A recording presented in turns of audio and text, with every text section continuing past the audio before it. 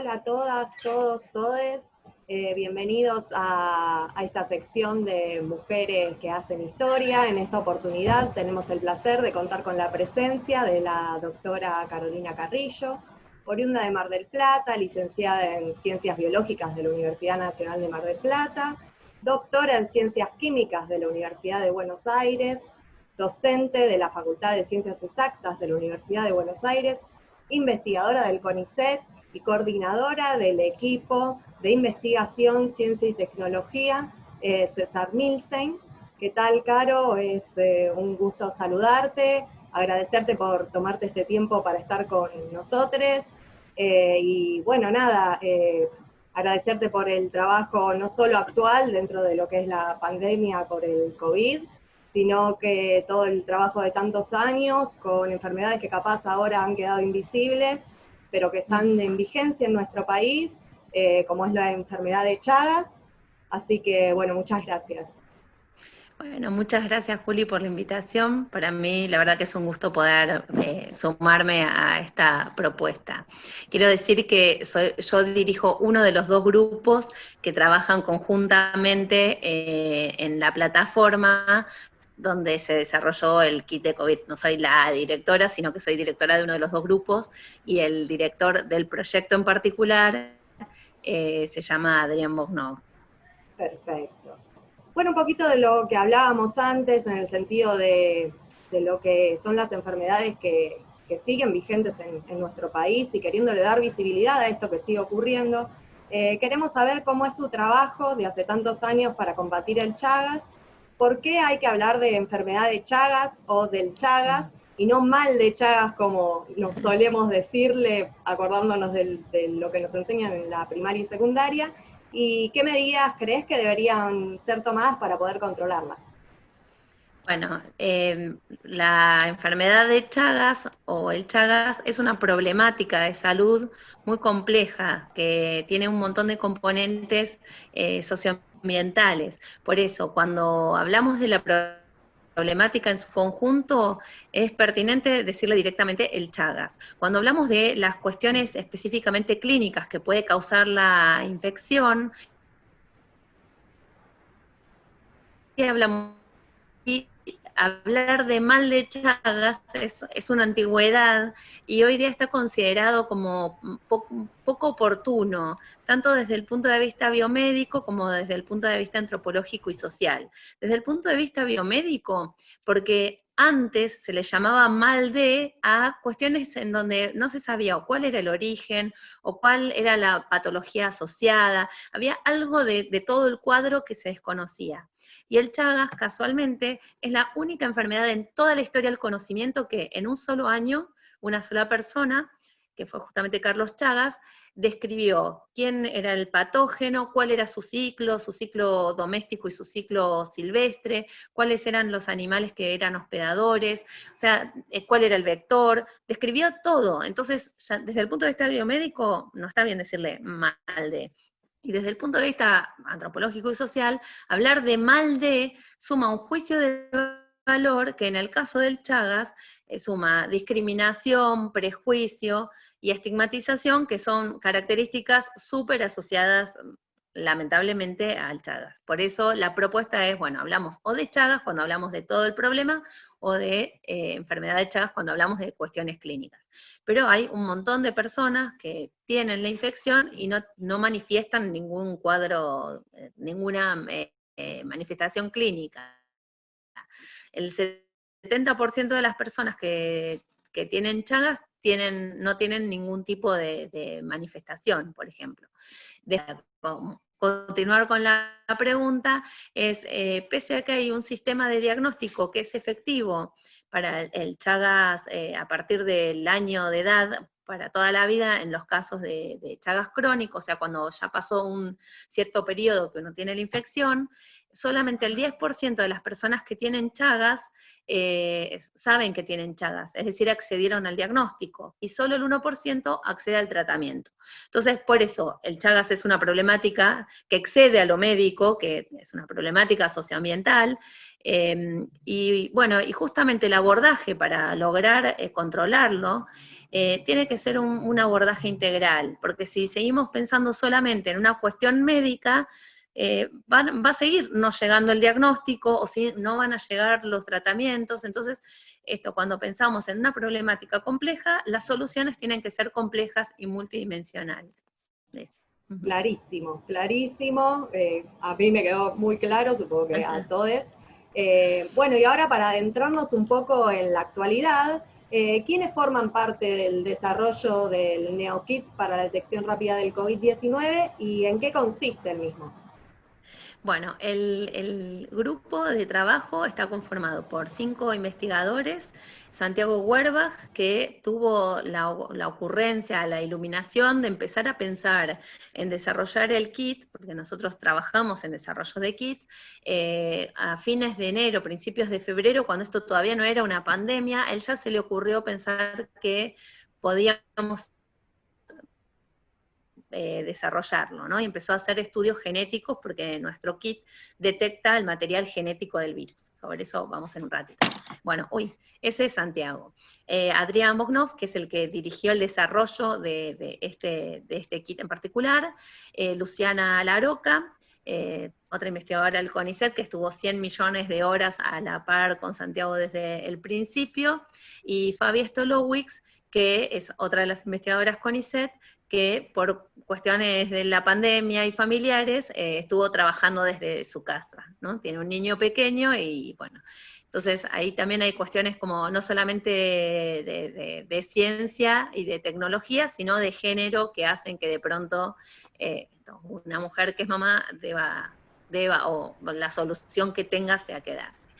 Y además de nosotros como investigadores de CONICET y de Fundación Casará, formamos un consorcio público-privado a través de CONICET con la empresa Pablo Casará desde hace muchos años, desde el 2011, en donde recibimos el primer subsidio de este tipo para desarrollar el kit de diagnóstico para Chagas congénito, para bebés, y el propio Estado exigía conformar un consorcio de asociación público-privado con la idea de que era más probable que en ese tipo de asociaciones lográramos un producto, porque habitualmente quienes hacemos ciencia o estamos en la vida académica, tenemos mucha habilidad para todo tipo, pero no tenemos como incorporado ni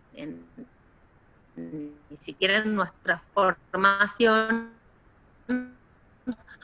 en obtener productos, pero a lo mejor le falta como el conocimiento básico para lograrlo. Por eso el desarrollo del kit de Chagas y después, viendo lo poderosa que era esa herramienta, lo planteamos ya en términos de, bueno, de desarrollo, validación analítica, validación clínica, validación regulatoria de productos, para desarrollar otros kits de diagnósticos para otras enfermedades infecciosas. Muy, muy clara tu explicación. Bueno, ¿qué diferencias hay entre este nuevo test y los test que ya estaban vigentes para la detección del COVID? Bueno, cuando nosotros sacamos nuestro kit, había como disponibles 2 tipos de kits. Uno son los serológicos, que son los que habitualmente se llaman test rápidos, que salió también uno un poquito antes que el nuestro, un kit argentino. La ciencia argentina se destacó en responder rápidamente a la necesidad de la emergencia COVID. Y los test serológicos lo que detectan es la respuesta inmune de la persona que estuvo en presencia del virus. Entonces, no nos dice si el virus está en ese momento, lo que nos dice es si el virus estuvo en algún momento.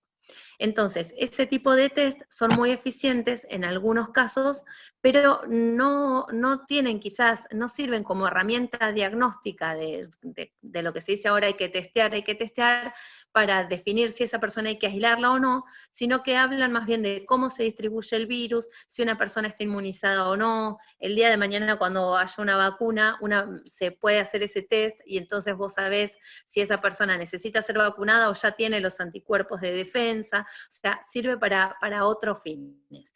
Y el otro test, o la otra clase de test que estaba disponible, son los test moleculares de PCR. Se llaman moleculares porque lo que detectan es, como les decía, el genoma del virus. Eso es el material genético que le da identidad al virus. Y la PCR lo que tiene entonces es que detecta ese material genético porque lo identifica con una especie de anzuelitos moleculares, lo copia a una molécula de ADN, porque este virus, su material genético, pocos organismos y varios virus tienen el material genético en ARN, hay que pasarlo a ADN y después copiarlo muchas veces. Porque una molécula es invisible, pero si vos podés copiar un montón de veces, la molécula, millones de moléculas se hacen visibles, que es como el ardid que se utiliza. Entonces, la PCR es una técnica súper específica, súper sensible, pero requiere mucho tiempo y además requiere un equipamiento muy costoso. Entonces, nuestro kit lo que hace es también una amplificación molecular y la identificación de la presencia del virus por eso, pero de un modo simplificado. Lo que hace es, como utiliza otra enzima, o sea, otra estrategia biológica, necesita, en vez de un equipamiento tan costoso, un calentador, por llamarlo de algún modo, que en la mayoría de los laboratorios siempre hay disponible, que es un equipo muy sencillo, es económico, y en el término de una hora vos podés tener la reacción y leer el resultado de un modo sencillo también, que es a simple vista y ver si sigue color violeta, porque cuando uno larga la reacción empieza siendo color violeta. Si sigue color violeta, la reacción es negativa, quiere decir que no hubo amplificación, es porque no había virus. En cambio, si después de una hora pasa color azul, la reacción es positiva, o sea, se dio la reacción de amplificación porque tenías el molde inicial, que es el virus, el genoma del virus. Es así de simple. Para vos es muy simple explicarlo, pero es complejo, es complejo. Por otro lado, crear este kit, ¿se puede desde la industria nacional? ¿Es factible poder hacerlo desde nuestra industria? Crearlo y producirlo, sí, las dos cosas. Bueno, crearlo ya lo hicimos y hay otros grupos que también han hecho kits parecidos que se anunciaron básicamente un poco después que el nuestro, pero que también están corriendo una historia similar a la nuestra. Así que sí, sí, sí, Argentina puede. Y respecto de la producción también, de hecho nosotros ahora hicimos como 2 pasos de escalado chiquitos, o sea, primero produjimos un poquitito, después un poco más grande que se distribuyó a varios hospitales, y ahora estamos en plena producción en altos números y estamos así como, wow. Bueno, buenísimo, eso es una muy buena noticia. Por otro lado, para el desarrollo y el avance de la ciencia y la tecnología, ¿qué políticas públicas crees que hace falta o nuevas o que ya haya pero que hay que reforzar? Bueno, primero es indispensable tener una estructura, el Estado estructurado. Y para eso el Ministerio de Salud es esencial y el Ministerio de Ciencia es esencial. Digo el de Salud porque para quienes hacemos ciencia y tecnología como asistiendo a la salud, necesitamos a los dos ministerios. Entonces, eso es lo primero, un Estado estructurado. Lo siguiente son fondos, necesitamos recursos y tienen que ser sostenidos, porque nosotros a lo largo de la historia en Argentina estamos acostumbrados a andar a los saltos económicos, pero la verdad que eso causa un impacto en la productividad enorme, y cuanto más pobre es un país, más posibilidades tiene de encontrar una solución si tiene una autonomía científica y tecnológica que esté justamente al servicio de las propias necesidades, que era un poco lo que decías cuando me presentaste, ¿no? Como, bueno, en el caso del Chagas, por ejemplo, que es una problemática especialmente latinoamericana. Si no nos encargamos nosotros, las respuestas no llegan, ¿no? Y en el caso del COVID, por ejemplo, hay kits de diagnóstico en todo el mundo, pero primero, no llegan a Argentina porque el mercado externo se los gasta antes, o llegan los remanentes o lo que sea, pero además muchos de esos kits no se ajustan a la realidad social y económica que tenemos acá, ¿no? De pronto necesitas un equipamiento súper complejo, que lo tienen algunos centros, de hecho son los centros que están haciendo ahora el diagnóstico como servicio, ¿no? Pero hay un montón de lugares donde ese equipamiento no está. Y entonces necesitamos esto, pensar soluciones que se ajusten a nuestras capacidades edilicias, de infraestructura, de equipamiento, de posibilidades de comprar reactivos. Entonces, bueno, es indispensable esto, tener estructurada una ciencia y una tecnología que se sostenga con una estructura y con fondos, con fondos. Perfecto. Ahora volviendo un poco a lo que comentabas antes de tu compañera, que como, bueno, tenía que cuidar de sus tareas de cuidado, el rol de la mujer científica, ¿crees que les cuesta más a ustedes llegar a lugares de toma de decisiones que a sus colegas varones? Sí, sí, históricamente a las mujeres nos costó más. Yo cuando hablo de este tema digo, bueno, científicos y científicas también somos personas, ¿no? Y nos pasa en nuestro ámbito profesional lo mismo que nos pasa en nuestras vidas privadas, personales y sociales. A las mujeres nos cuesta más. En el ámbito académico quizás aceptar esto tiene hasta un costo, porque está mal visto reconocer eso, porque en teoría la ciencia es neutral, pero cuando empezás a mirar los números, evidentemente no es neutral, porque, por ejemplo, en la carrera científica, en los primeros estadios de carrera científica del CONICET, 60% son mujeres. Y empezás a ver el progreso de la carrera y en los estadios más altos, las mujeres son solo el 20%. ¿Somos menos capaces? No. ¿Somos menos resistentes, tolerantes? No. Entonces, ¿por qué llegamos mucho menos? Porque evidentemente hay un sistema que de algún modo nos segrega, nos discrimina, nos demora, ¿no? Y eso está perfectamente descrito desde las ciencias sociales. Lo que pasa es que los que hacemos quizás ciencia, tecnología, ¿no? Ciencia, digo, en ciencias naturales, ciencias médicas, ciencias exactas, leemos poco de otras ciencias y entonces creemos que eso no existe. Y cuando te pones a leer decís, uy, esto, sí, esto que yo siento está tipificado, ¿no?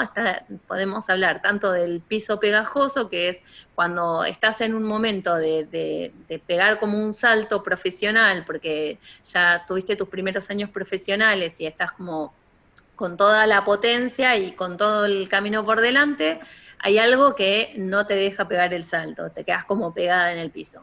Y si logras pegar el salto, de pronto hay algo que no lo ves, pero que te frena, que es el techo de cristal, que te quedas etrolada ahí y no podés, claro, entonces, o no podés despegar o después no podés seguir avanzando.